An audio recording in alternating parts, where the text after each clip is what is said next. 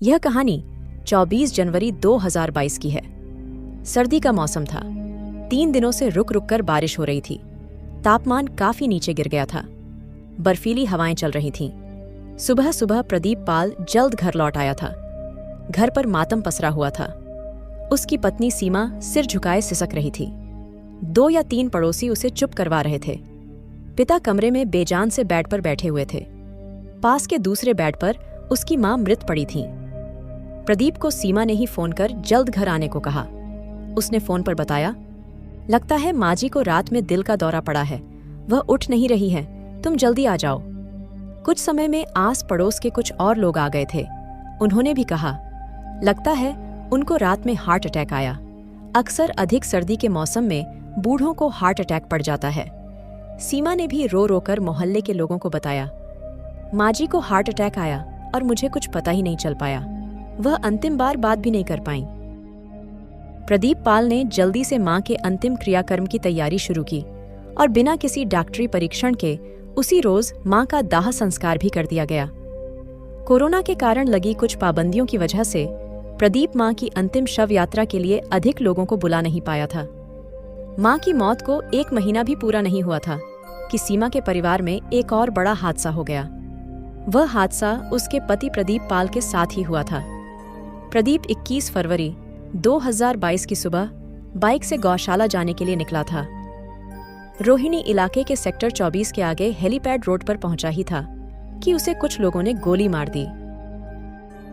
उसे काफी नजदीक से 3 गोलियां दागी गई थीं, जिसके चलते घटनास्थल पर ही उसकी मौत हो गई। मामला काफी सनसनीखेज था। 2 बाइक पर सवार 5 लोगों ने पिस्तौल लहराते हुए खुलेआम इस वारदात को अंजाम दिया था। दिल्ली के थाना बेगमपुर क्षेत्र में घटी इस घटना से आसपास के क्षेत्र में दहशत फैल गई थी। सूचना मिलने पर बेगमपुर थाना पुलिस मौके पर पहुंच गई।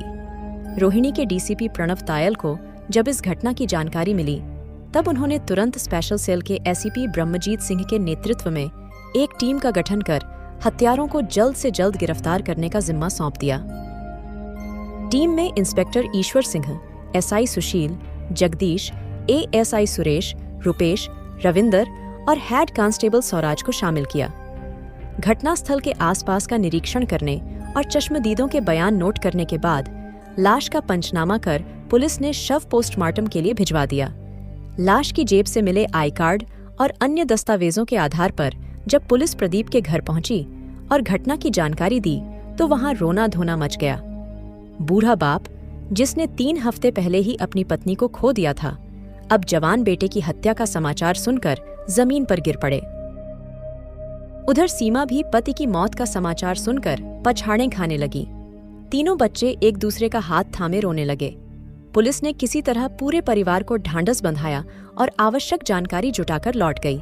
अपने कार्यालय पहुंचकर एसीपी सिंह ने सबसे पहले प्रदीप के मोबाइल फोन का डाटा निकालने के आदेश दिए। स्पेशल टीम के इंस्पेक्टर ईश्वर सिंह ने जांच शुरू की तो पाया कि एक फोन नंबर पर प्रदीप के फोन से काफी कॉल किए गए थे। उस पर लंबी बातें भी हुई थीं। पता चला कि गौरव तेवतिया के नाम से रजिस्टर वह नंबर उत्तर प्रदेश का है। सीमा से गौरव के बारे में पूछने पर मालूम हुआ कि वह उनका किराएदार है, लेकिन हत्या की घटना के दिन से ही गायब है। उसी दिन से उसका फोन भी स्विच्ड ऑफ था। उस पर पुलिस का शक गहरा गया। उसके फोन की भी कॉल डिटेल्स निकाली गई। पता चला कि उसके फोन से कुछ नंबरों पर लंबी लंबी बातचीत हुई थी। घटना से पहले की रात जिस नंबर पर देर तक बात हुई, वह नंबर विशन कुमार उर्फ वासु का था। विशन के फोन नंबर को ट्रैक करते हुए पुलिस ने उसे दिल्ली के सुल्तानपुरी स्थित उसके घर से गिरफ्तार कर लिया। थाने लाकर विशन से पूछताछ की गई। पुलिस की सख्ती के आगे वह ज्यादा देर नहीं टिक पाया। प्रदीप हत्याकांड के बारे में सब कुछ बताने को राजी हो गया। इसी के साथ उसने यह भी बता दिया कि प्रदीप की मां की भी हत्या हुई थी, जिसे सभी ने हार्ट अटैक समझा था। उन दोनों हत्याओं में वह शामिल था। हत्या का गुनाह स्वीकार करने के बाद विशन ने जो कहानी सुनाई वह काफी हैरान करने वाली थी। यानी प्रदीप के मर्डर से पहले हुई उसकी मां की मौत भी हत्या ही थी। विशन ने इतनी बड़ी साजिश और क्रूरता का जो रहस्योद्घाटन किया था, उसका सूत्रधार कोई और नहीं बल्कि प्रदीप की पत्नी सीमा ही थी। विशन ने बताया कि प्रदीप और उसकी मां की मौत का जिम्मेदार वह अकेले नहीं बल्कि इसमें गौरव तेवतिया भी शामिल था। उन्होंने सीमा के इशारे पर सब कुछ किया था। दोनों ने मिलकर गहरी नींद में सो रही मां का गला दबाकर मार डाला था। उसकी चीख तक नहीं निकल पाई थी। विशन ने पैसे के लिए यह काम किया, लेकिन गौरव के बारे में वह बहुत जानकारी नहीं दे पाया। विशन ने प्रदीप पाल की हत्या के लिए रचे गए चक्रव्यूह के बारे में बताया कि 21 फरवरी 2022 की सुबह जैसे ही प्रदीप अपनी गौशाला जाने के लिए अपनी बाइक DL 85 NB 1220 पर निकला, सीमा ने तुरंत फोन से इसकी सूचना गौरव को और गौरव ने विशन को दे दी। खबर पाते ही 2 मोटरसाइकिलों पर विशन कुमार, परमिंदर उर्फ पम्मी, रिंकू पवार, सौरभ चौधरी और प्रशांत निकल पड़े। जल्दी ही उन्होंने हेलीपैड रोड पर प्रदीप के पीछे अपनी बाइक लगा दी और एक जगह काफी करीब आकर उन्होंने उस पर फायर झोंक दिए। गोली लगते ही प्रदीप पाल बाइक से गिरकर छटपटाने लगा और देखते ही देखते उसके प्राण पखेरु उड़ गए। वारदात को अंजाम देकर हत्यारे तेजी से फर्राटा मारते हुए निकल भागे।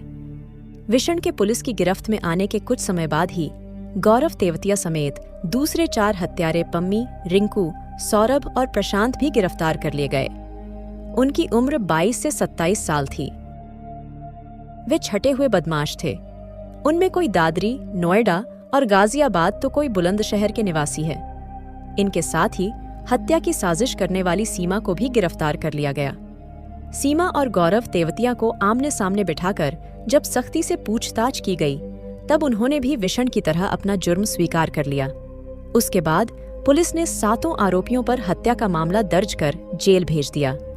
लेकिन सीमा और गौरव ने जो बातें बताईं, उसमें उनके बीच करीब 8 साल पुरानी लव स्टोरी सामने आई। उनकी उस प्रेम कहानी में बीते कुछ माह पहले एक बार फिर बाहर आ गई थी। हालांकि सीमा की शादी उत्तरी दिल्ली के रिठाला निवासी प्रदीप पाल के साथ 10 साल पहले तब हुई थी, जब वह 21 साल की थी। सीमा की ननिहाल गौतम बुद्ध नगर के दादरी क्षेत्र के चमरावली रामगढ़ गांव में थी। वहीं सीमा के मामा का घर है। शादी के बाद इसी गांव के रहने वाले अपने से छोटे 19 साल के गौरव तेवतिया से सीमा को प्यार हो गया था। दरअसल ननिहाल आते जाते सीमा की गौरव से पहले मुलाकात हुई, फिर बातें और हंसी मजाक। जल्द ही उनके बीच अनैतिक संबंध भी बन गए। वह यौवन की दहलीज पर यह भूल गई थी उसकी शादी हो चुकी है। शादी के बाद उत्तर प्रदेश से दिल्ली आ जाने के कुछ समय तक सीमा के जहन में गौरव की यादें बसी रहीं। उनका मिलना जुलना तो दूर की बात, बातचीत तक बंद हो गई। इस बीच सीमा 3 बच्चों की मां भी बन गई। हालांकि सीमा और गौरव दिल्ली NCR में रहते थे। दोनों का परिवार दिल्ली से सटे गाजियाबाद और नोएडा की सीमा में अलग अलग गांवों में रहता है। सीमा ब्याह कर दिल्ली आ गई, लेकिन गौरव अपने माँ बाप के पैसे से ऐश कर रहा था। वह कोई काम धंधा नहीं करता था। सीमा की ससुराल कहने को दिल्ली के एक ग्रामीण इलाके में थी, लेकिन रहन सहन शहरी था। ससुर द्वारा बनवाए हुए घर के ऊपरी हिस्से में दर्जन भर कमरे थे। उन्हें पति प्रदीप ने किराए पर दे रखे थे। उनसे उसकी अच्छी आमदनी हो जाती थी। प्रदीप पाल का दूध का बिजनेस था। भैंसें पाल रखी थीं और दूध सप्लाई का काम करता था। इस काम में वह काफी बिजी रहता था। घर में उसके बूढ़े माता पिता थे। पिता अक्सर बीमार रहते थे, इसलिए घर की देखभाल की जिम्मेदारी सीमा पर आ गई थी। सीमा ससुराल आकर अपनी घर गृहस्थी में जल्द ही रम गई थी। गौरव कब उसकी जहन से निकल गया पता ही नहीं चला। साल बीतते बीतते उसकी गोद में एक प्यारी सी बेटी आ गई। अगले कुछ सालों में उसने एक और बेटी और उसके बाद एक बेटे को भी जन्म दिया। मगर उसके बाद सीमा अपनी जिंदगी से उकताने लगी थी। बच्चों की देखभाल और सास ससुर की सेवा बोझ लगने लगी। इसकी एक वजह और भी थी, वह यह कि उसके पति का अधिकतर समय गौशाला और दूध के कारोबार में ही बीतता था। यहाँ तक कि प्रदीप रात में भी सीमा के साथ समय नहीं गुजारता था। वह बाहरी दिल्ली के बेगमपुर एक्सटेंशन इलाके में बनी अपनी गौशाला में ही रहता था। पत्नी की भावनाओं का नहीं रखा ध्यान घर कुछ समय के लिए ही आता था और फटाफट घरेलू कामकाज निपटाकर फिर कारोबार के सिलसिले में चला जाता था। प्रदीप के पास 3 भैंसें थीं, जिन्हें वह घर से दूर गौशाला में रखता था। रात को भैंसों की देखरेख और रखवाली के लिए वह गौशाला चला जाता था। सुबह भैंसों को चारा पानी देने और दूध दूहने के बाद ग्राहकों को दूध बेचने चला जाता था। सारा काम निपटाने के बाद ही घर लौटता था। उसके पीछे सीमा अपने बच्चों और सास ससुर की देखभाल में लगी रहती थी। उसकी रातें बिस्तर पर करवटें बदलते बीत रही थीं। उसके मन और शरीर की जरूरतें जस की तस थीं।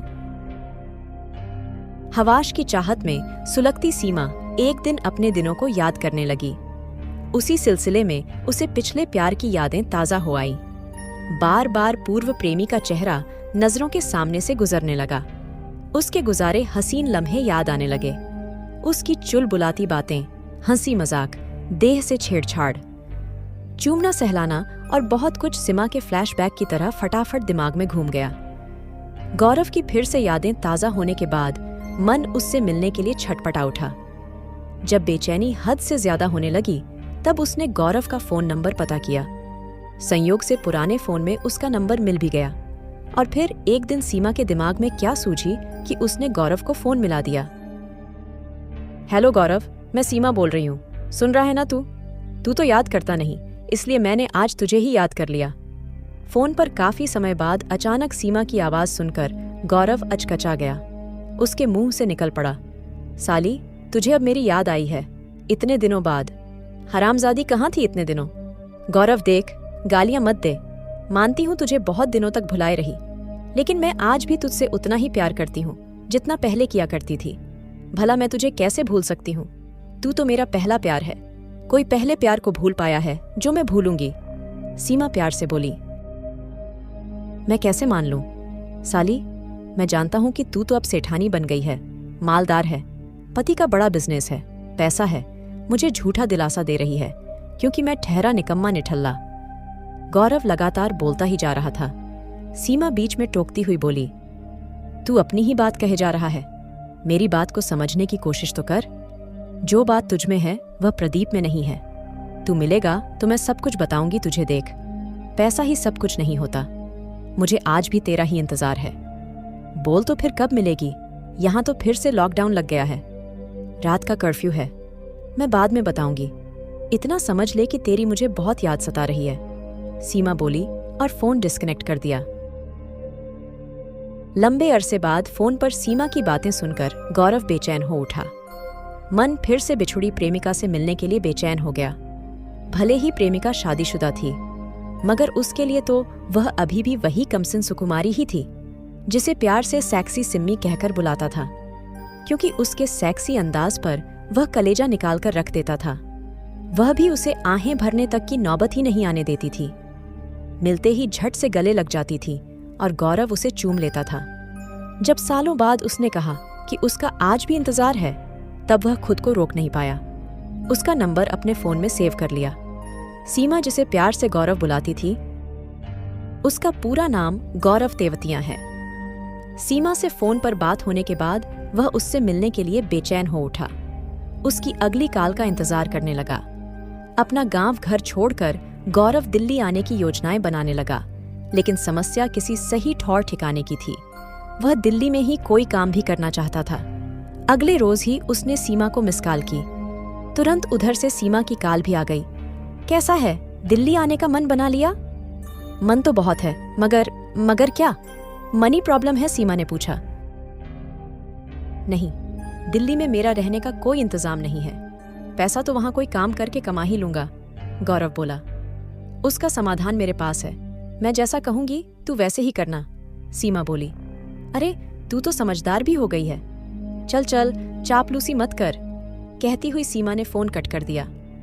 सीमा के इस फोन ने गौरव के दिल में एक बार फिर गुदगुदी पैदा कर दी। उससे मिलने की बेचैनी बढ़ गई। वह उसके ख्यालों में खो गया।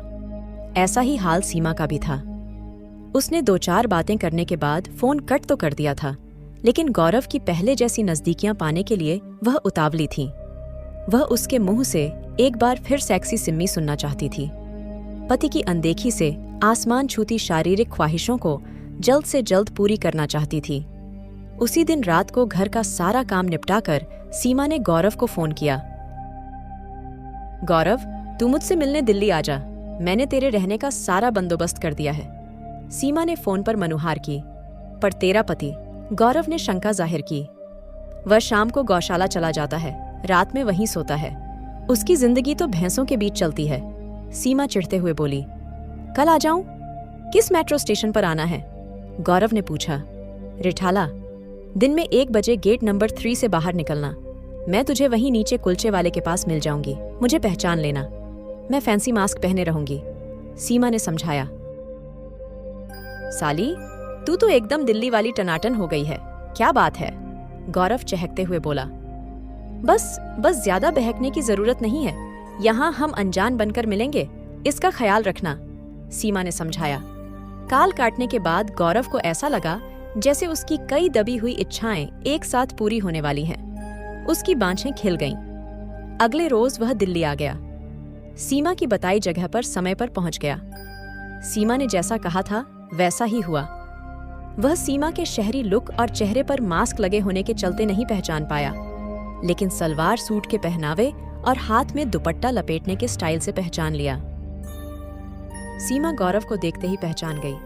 तुरंत बोल पड़ी, तू तो पहले जैसा ही है, जरा भी नहीं बदला। कहाँ चलना है? गौरव बोला। फोन पर तो बहुत चहक रहा था, यहाँ सिट्टी पिट्टी गुम हो गई। सीमा ने मजाक किया। ऐसा नहीं है, मैं तेरे बदलाव को देख रहा हूँ। तू तो बहुत बदल गई है और समझदार भी हो गई। गौरव बोलने लगा, लेकिन सीमा बीच में ही टोकती हुई बोल पड़ी। यहाँ से पास में ही मेरी ससुराल है। दूध वाले का घर पूछेगा तो कोई भी बता देगा। मेरे मकान में किराए के लिए कई कमरे खाली हैं। किराया बहुत अधिक नहीं है, तू एक कमरा किराए पर ले लेना। मेरा पति तुझे किराए पर रख लेगा, उससे कहेगा तो तुझे कोई काम भी दिलवा देगा, सीमा बोली। तू पति से कहकर किराया थोड़ा कम करवा देना, गौरव बोला। पागल है क्या? तू पति की नजरों में अनजान बने रहना। वहां उसे जरा भी एहसास नहीं होना चाहिए कि तू मुझे पहले से जानता है। अच्छा तो ये बात है, गौरव बोला। तू उससे आज ही 5 बजे से पहले मिलकर किराया हाथ पर रख देना। पूरा नहीं तो कुछ एडवांस ही दे देना, वह कमरा दे देगा। बस ध्यान रहे उसके सामने न तू मुझे जानता है और न मैं तुझे, समझ गया ना? सीमा बोली। हाँ बिल्कुल समझ गया मेरी सेक्सी सिम्मी। एडवांस कितने महीने का देना होगा? गौरव ने पूछा। कई कमरे खाली हैं। पैसे नहीं हैं तो बोल, मैं लाई हूं, सीमा बोली। नहीं, उसकी जरूरत नहीं है। सीमा के कहने के मुताबिक गौरव प्रदीप से मिला और 2 महीने का एडवांस किराया देकर कोने का कमरा किराए पर ले लिया, क्योंकि उस कमरे से सीमा की रसोई साफ साफ दिखती थी। कमरा किराए पर लेकर वह उसी रोज अपने गांव लौट गया। अगले रोज कुछ जरूरी सामान के साथ वापस आ गया। आते ही उसने प्रदीप से मुलाकात की, उससे कोई काम दिलवाने के लिए भी कहा। उसके बाद से सीमा और गौरव को एक दूसरे की झलक पाने के लिए तरसना नहीं पड़ता था। दोनों हर वक्त एक दूसरे की नजरों के सामने थे। दिन में गौरव सीमा को दूर से निहारता था और रात होते ही वह उसके कमरे में पहुंच जाता था। वहां दोनों रंगरलियां मनाते थे। सुबह प्रदीप के लौटने से पहले सीमा कमरे को दुरुस्त करती हुई पतिव्रता बन जाती। उनकी रासलीला में बाधा केवल उसके सास ससुर ही थे। उसे उनकी नजरों से भी बचना था। सीमा ने इसका रास्ता निकाल लिया था। वह सास ससुर को रात के खाने और पानी में नींद की गोलियां मिला देती थी। गोलियां गौरव लाकर देता था। सीमा के ससुर पहले ही बीमार रहते थे। नींद की दवा मिला खाना खाने के बाद वह तुरंत गहरी नींद में सो जाते थे, मगर सीमा की सास पर दवा का असर कुछ कम ही रहता था। वह अक्सर नींद से जाग जाती थीं। ऐसे ही एक रात जब गौरव सीमा के कमरे में था, प्रदीप की मां की आंखें खुल गईं। कमरे में धीमे स्वर में बातें करने की आवाज आई तो उन्हें कमरे में किसी के होने का संदेह हुआ। सुबह उसने सीमा से पूछा, तब वह बहाना बनाकर निकल गई, मगर वह समझ गई कि बुढ़िया को उस पर शक हो गया है। उसने गौरव से सावधान रहने को कह दिया। उसके बाद सीमा सास ससुर के गहरी नींद में सोने का पक्का इत्मीनान होने के बाद ही गौरव को बुलाती थी। 7 महीने तक यही सब चलता रहा, मगर उसकी यह चालाकी बहुत दिनों तक नहीं चली। एक सुबह सीमा की सास की आंखें अंधेरे में ही खुल गईं और उसने गौरव को सीमा के कमरे से निकलते देख लिया। गौरव ने भी देख लिया कि उसकी चोरी पकड़ी गई है। सास ने सीमा को धमकाया कि वह अपनी हरकतों से बाज आ जाए, वरना प्रदीप को सारी बात बता देगी। इस पर सीमा ने हाथ पैर जोड़कर सास से माफी मांग ली और उन्हें मना लिया कि आगे से ऐसा नहीं होगा। फिर भी जब सीमा को एहसास हुआ कि सास उस पर नजर रखती है, तब उसने उसे अपने प्यार के रास्ते से हटाने का खतरनाक इरादा बना लिया। 23 जनवरी की सर्द रातों में प्रदीप शाम ढले गौशाला चला गया था। उस रात सीमा ने खाने में नींद की दवा अधिक मात्रा में मिला दी। खाना खाने के बाद उसके सास ससुर गहरी नींद में सो गए। दोनों के सो जाने के बाद सीमा ने गौरव को बुलाया। उस दिन गौरव के साथ उसका दोस्त विशन कुमार उर्फ वासु भी ठहरा हुआ था। दोनों ने आकर सीमा की सास को गला दबाकर मार डाला। इसके बाद सीमा ने सास की चुन्नी उसके गले में इस तरह लपेट दी कि निशान नजर नहीं आए। फिर लाश को सोई हुई स्थिति में लिटाकर कमरे का दरवाजा भिड़ा दिया और अपने कमरे में जाकर सो गई। सुबह उसने प्रदीप को फोन कर जल्दी घर आने को कहा। प्रदीप आया, तब उसने भी मां के कमरे में जाकर जगाना चाहा, मगर वहां तो मां मुर्दा पड़ी थी। शरीर ठंडा पड़ चुका था। वहां मौजूद सभी लोगों ने एक ही बात, हार्ट अटैक की बात दोहराई, मगर प्रदीप की हत्या के बाद यह सच उजागर हुआ कि वह भी हत्या थी, जिसको बहू के इशारे पर उसके प्रेमी ने अंजाम दिया था। सीमा अब अपनी बाकी की जिंदगी प्रेमी गौरव तेवतिया के साथ ऐश के साथ बिताना चाहती थी, इसलिए अपने मिशन में रोड़ा बने पति प्रदीप को भी हमेशा के लिए हटाना चाहती थी। इस बारे में उसने अपने प्रेमी गौरव से बात की तो वह भी इसके लिए तैयार हो गया। दादरी निवासी गौरव तेवतिया ने इस बारे में प्रेमिका सीमा के साथ योजना बनाई। यह काम गौरव अकेला नहीं कर सकता था। इस संबंध में उसने अपने ही गांव के रहने वाले परविंदर से बात की। परविंदर उसका साथ देने को तैयार हो गया। परविंदर की मार्फत बुलंदशहर उत्तर प्रदेश निवासी रिंकू 22 वर्ष, सौरभ चौधरी 23 वर्ष, प्रशांत 22 वर्ष व दिल्ली के सुल्तानपुरी निवासी विशन कुमार 18 वर्ष से बात हुई। इन सभी को 4-4 लाख रुपए देने तय हुए। गौरव तेवतिया की पिछले दिनों रेलवे ने कुछ जमीन अधिग्रहित की थी, जिसके बदले में उसे मोटा पैसा मिला था। इसलिए उसने प्रेमिका से कह दिया था कि सुपारी के 20 लाख वह अपने पास से दे देगा। योजना के अनुसार 21 फरवरी 2022 को सभी आरोपी 2 मोटरसाइकिलों से उसी रास्ते में पहुंच गए जहां से प्रदीप अपनी गौशाला जाता था। फिर मौका देखकर उन्होंने प्रदीप की गोली मारकर हत्या कर दी। पुलिस ने सभी आरोपियों से पूछताछ करने के बाद उनकी निशानदेही पर वारदात में प्रयुक्त 2 मोटरसाइकिलें, 3 पिस्टल, 10 जीवित कारतूस, 6 मोबाइल फोन आदि बरामद कर लिए। इसके बाद पूछताछ कर सभी को रोहिणी स्थित कोर्ट में पेश किया, जहां से सभी को जेल भेज दिया। इस पूरे घटनाक्रम से प्रदीप के बीमार पिता गहरे सदमे में आ गए। उनके कंधों पर प्रदीप के 3 छोटे छोटे बच्चों की जिम्मेदारी आ गई।